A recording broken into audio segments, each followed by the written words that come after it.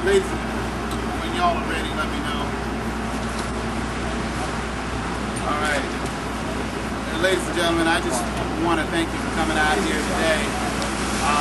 Congressional Black Caucus this morning went to the Pentagon to have a scheduled meeting with Secretary England and also with General Rochelle, who's the Army Vice Chief, General McNabb, the Vice Chief of the Air Force, Dr. Chu, Undersecretary, Admiral Wash, who's the Vice Navy Chief, General McNeedus, which is the Vice Commandant of the Marine Corps. Originally, we were set to meet with the Joint Chiefs. We were told that they were in a meeting,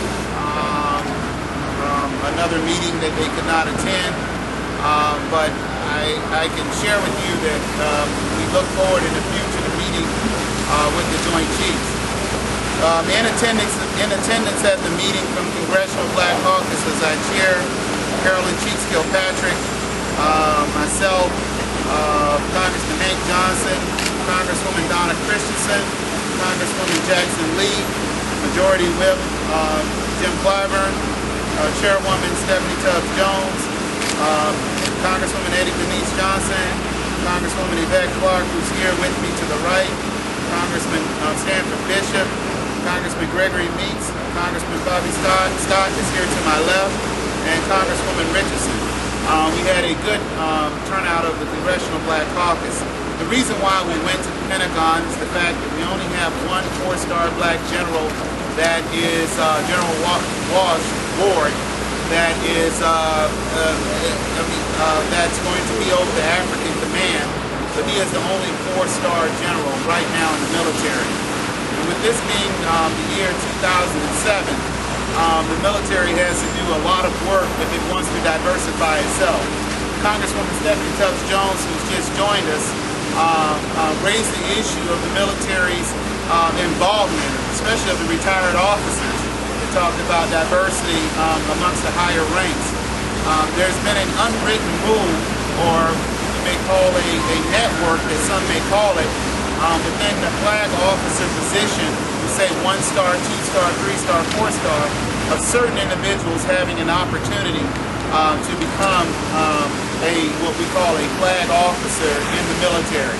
And it starts in the very beginning. Our discussions went from junior ROTC and African American communities to historically black colleges, the resources that are put in there to turn out officers that will be available in the pool to diversify our military at the higher ranks. We have information that we can share with you as by way of briefing to let you know what the picture is right now in the military. But I will yield for questions after all of the members get an opportunity to make a statement that's present right now. Congresswoman Kilpatrick apologized for not being here, but she had an emergency that she had to tend to. But we will continue Congressman Hank Johnson is here from Georgia. But we will continue to have a dialogue with the Secretary of Defense and also the service chiefs on this question of diversity in the military, because it feeds into the recruitment efforts that the military tries to carry out, and there will be a request to Congressman Chairman Ike Skeldon for a hearing, a full committee hearing on diversity in the military. Once you start to look at it, not only African Americans, Hispanics, and women are having a real hard time, the Asian Pacifics are having a really hard time moving up the chain of command and receiving the kind of assignments that they need. With that, I would, I guess, take it in seniority, I would bring Congressman Bobby Scott up. Thank you, Kendrick, and thank you for your leadership on this issue. Let me just make a couple of brief remarks. One of the problems that we heard about the lack of diversity in the upper ranks is because 15, 20, and 30 years ago, we didn't have diversity in the area of second lieutenants. And since you are only promoting from within, if you didn't have diversity 20 years ago in second lieutenants, you're not going to have diversity now in the upper ranks. To the extent that we can fill the lower ranks appropriately. As time goes on, the other ranks will be filled. There is some loss as you go on. But most of the problem is due to the fact that we don't have enough recruitment in the lower ranks. There has been a disturbing leveling off of diversity in the upper ranks, in the officer ranks, in the last few years. The chart we were given showed significant improvement from 1975 up to about 2000, and then a flat line after that. With the diversity of the lower ranks maturing, we should have seen an increase, continued increase. We need to make sure that nothing wrong is happening. There are things you can do after they get in, eventually, to make sure people take the right career paths that lead you to the flag officer ranks. But some of the problems in societal, we need to make sure that we have people in middle school and high school graduating, not dropping out, going into college, so that we have the potential pool of potential officers. But we have a twofold problem. One, making sure we get people into the lower ranks, and once they get in, make sure they continue to be promoted. Congressman Stephanie Touchdown. Good morning. I was pleased to have joined my colleagues at the Pentagon this morning to discuss a very important issue, and that is the elevation of African Americans and other minorities to officer positions. I thought it would be appropriate during the meeting that I use some quotes from the Luder versus Bollinger lawsuit that appeared in the U.S. Supreme Court, wherein the military filed an amicus brief, and included that amicus brief is several statements by the military that I thought were useful in trying to make a determination as to what would occur for people of color in the military. Specifically, in the brief it said, at present, the military cannot achieve an officer corps that is both highly qualified and racially diverse unless service academies and the ROTC use limited race-conscious recruiting and admissions policies.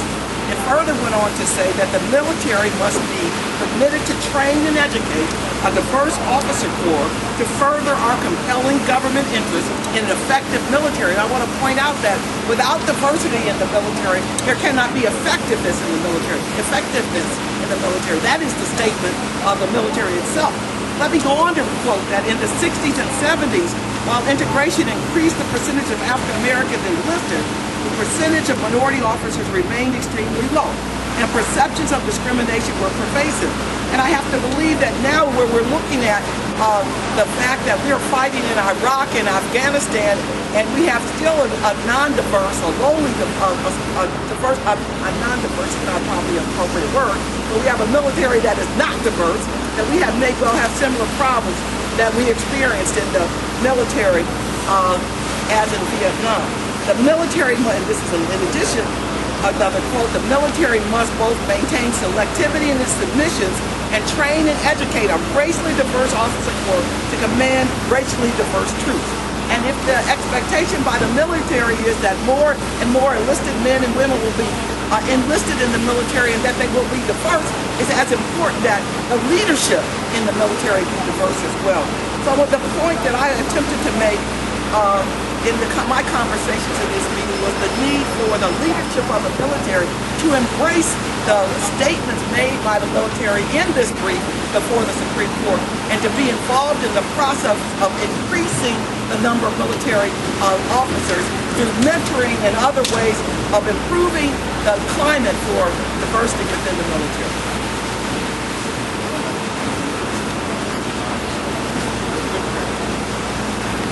I'm Congresswoman Yvette Clark from Brooklyn, New York, a freshman member here on the Hill. And I have to say to you, as I attended this meeting this morning, that I'm quite disappointed.